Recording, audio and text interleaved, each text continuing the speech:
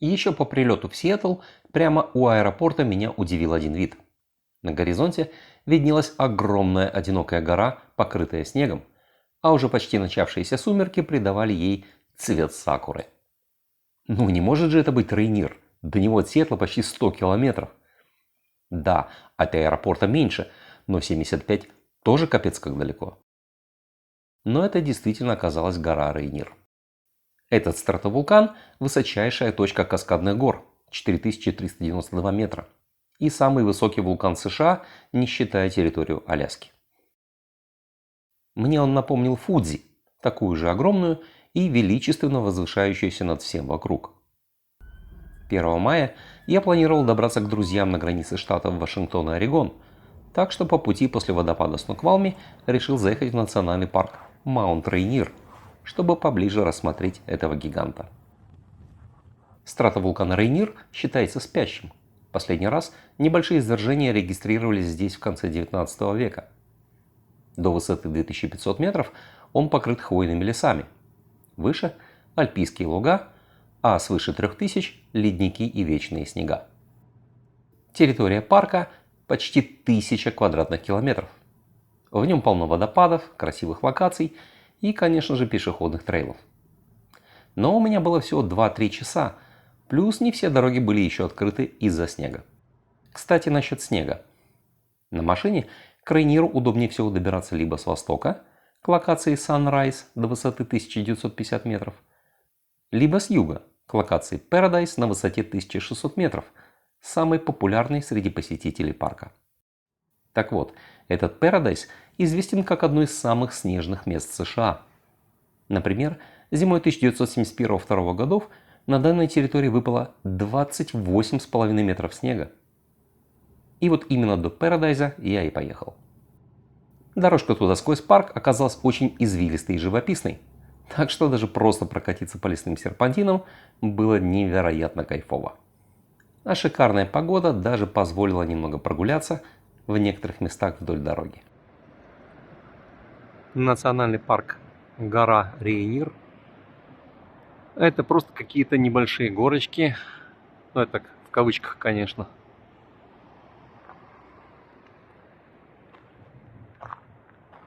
А вот там, вся в снегу, как раз гора Рейнир.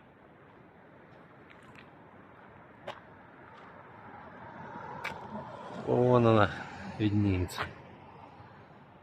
Ее видно прям капец с какой дистанции, я даже не ожидал, практически от Сиэтла.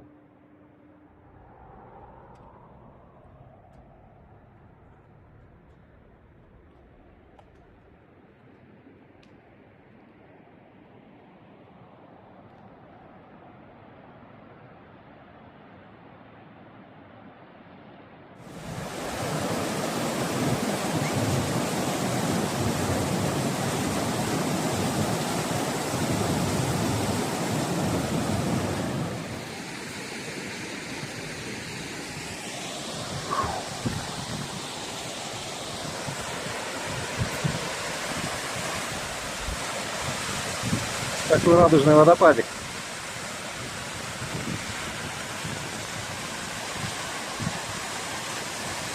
Вот от того мостика есть тропинка по снегу. Но ничего, пройти можно. Прикольно.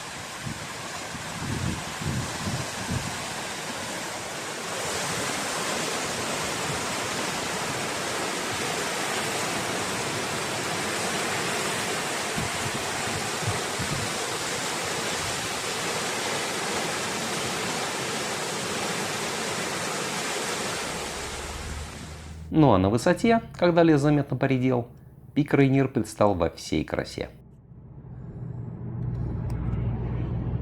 Офигеть.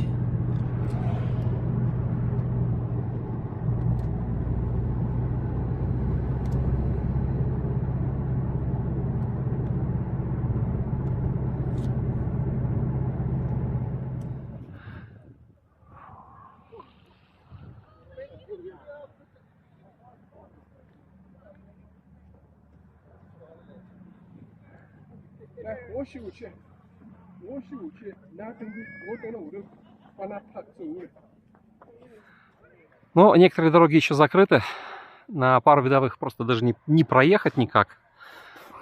Вот, но я так понимаю, что вот этот визитор-центр, он находится на самой верхней точке, докуда можно добраться на машине. И это прям еще почти зима. Была бы, если бы не было почти плюс 20. На снег можете не смотреть, жара стоит.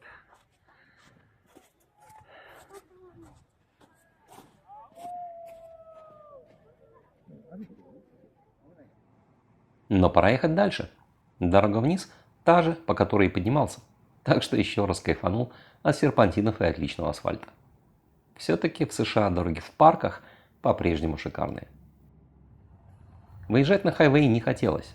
Я поехал дальше по небольшим региональным трассам, через маленькие деревушки, одинокие домики и поля. Это было очень атмосферно. Тем более, что на горизонте замаячил еще один известный вулкан – Сент-Хеленс. Он тоже был практически по пути к моей точке назначения, и по времени я вроде как успевал заскочить к нему прямо перед заходом солнца. В это время на дороге к вулкану уже почти никого не было. Это же еще и четверг был, рабочий день.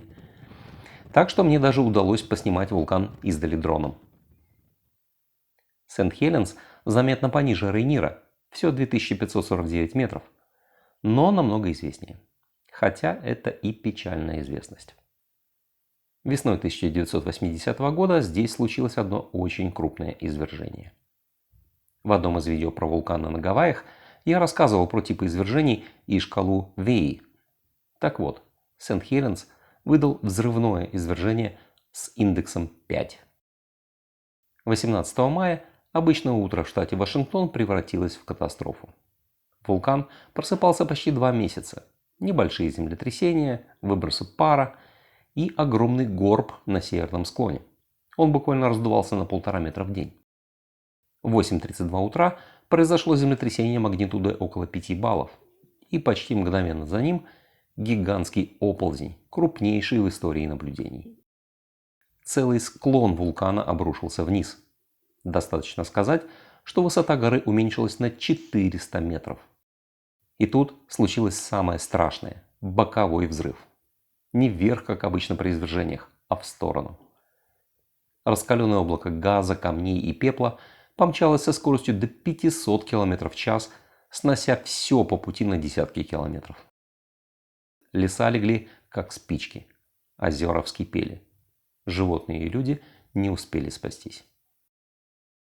17 мая вулканолог Дэвид Джонстон вышел на наблюдательный пост, который был в 8 километрах от вулкана, чтобы следить за ним. Он сравнил вулкан Сент-Хеленс с бомбой, у которой подожгли фитиль. На следующий день, 18 мая, он крикнул по рации коллегам, с которыми был на связи: «Ванкувер, Ванкувер, this is it!» Когда спасатели добрались до его наблюдательного пункта через несколько дней, они не нашли от вулканолога даже следов. Другая известная жертва извержения – фотограф Роберт Ландсбург. Утром 18 мая он был в нескольких километрах от вершины. После взрыва вулкана он, судя по всему, понял, что шансов на спасение от пирокластического облака нет, и продолжил фотографировать извержение до тех пор, пока мог что-то снять. После этого Роберт перемотал пленку в кассету и убрал фотоаппарат в рюкзак, который положил под себя. В таком виде его тело было обнаружено под слоем пепла спустя 17 дней. Пленка в фотоаппарате не пострадала, и снимки с нее помогли геологам получить более точную картину извержения. Всего эта стихия унесла жизни 57 человек, и это несмотря на наблюдение за активностью и введенное ограничение доступа. Интересно, что после катастрофы природа начала восстанавливаться быстрее, чем ожидалось. Уже через несколько лет на выжженной земле появились растения, вернулись животные, и экосистема начала строиться заново. Для меня после Камчатки и Гавайев это была новая и очень познавательная история, как о невероятно разрушительной силе Земли, так и о стойкости природы и жизни.